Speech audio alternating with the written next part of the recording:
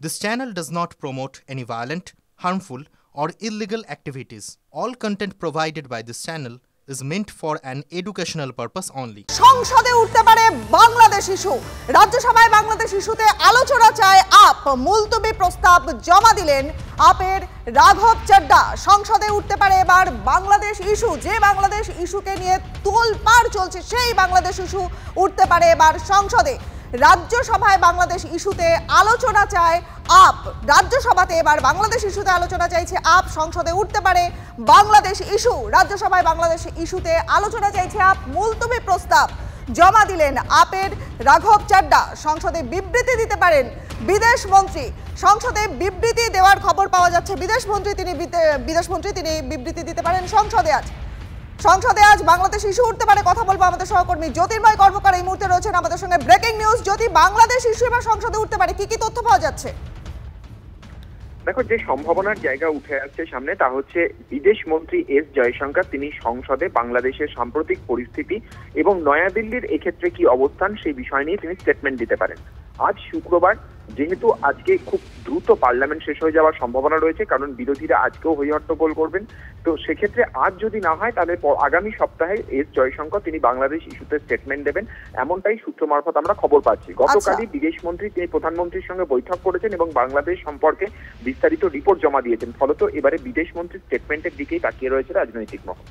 বেশ, অনেক ধন্যবাদ। যদি নজর রাখো, সংসদে আবার বাংলাদেশ ইস্যু নিয়ে কথা বলতে পারে, সংসদে উঠতে পারে বাংলাদেশ ইস্যু এবং রাজ্যসভায় বাংলাদেশ ইস্যুতে আলোচনা চাইছে আপ। মুলতবি প্রস্তাব জমা দিলেন আপের রাঘব চড্ডা। সংসদে বিবৃতি দিতে পারেন বিদেশ মন্ত্রী। আরো একবার জানিয়ে দিই, গুরুত্বপূর্ণ ইস্যু এই মুহূর্তের ব্রেকিং নিউজ, যেমনটা আমাদের সহকর্মী জ্যোতির্ময় কর্মকার জানাচ্ছিলেন যে সংসদে বাংলাদেশ ইস্যুটাকে নিয়ে কথা বলা হতে পারে, সংসদে উঠতে পারে বাংলাদেশ ইস্যু। রাজ্যসভায় বাংলাদেশ ইস্যুতে আলোচনা চাইছে আপ। মুলতবি প্রস্তাব জমা দিলেন আপের রাঘব চড্ডা। সংসদে বিবৃতি দিতে পারেন বিদেশ মন্ত্রী।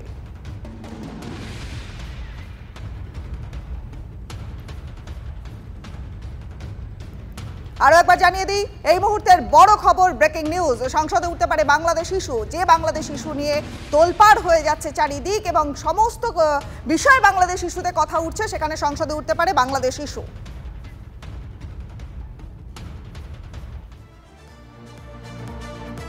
বৃষ্টির পূর্বাভাসে ক্ষতির আশঙ্কায় রয়েছেন আলু চাষিরা। কেউ জমিতে বীজ পুঁতে দিয়েছেন, কেউ আবার জমি ফেলে রেখেছেন, বীজ পুঁততেও পারছেন না।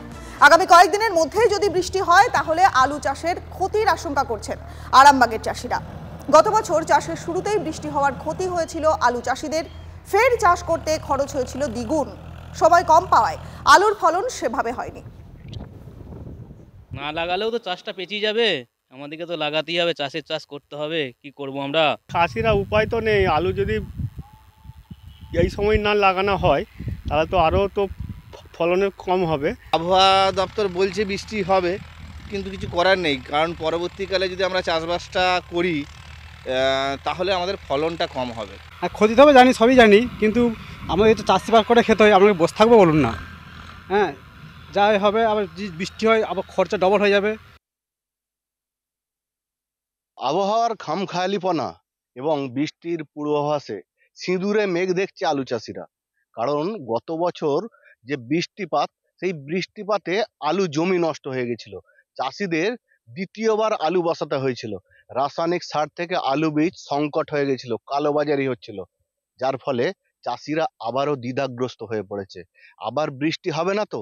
যদি অধিক পরিমাণে যদি বৃষ্টি হয় তাহলে কিন্তু আলু জমি নষ্ট হয়ে যাবে।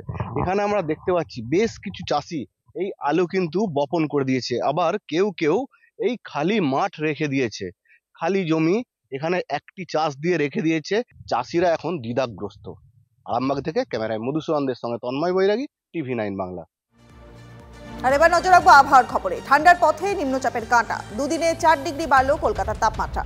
ঠান্ডা আমেজ কমেছে জেলাতেও, দায়ী বঙ্গোপসাগরের গভীর নিম্নচাপ।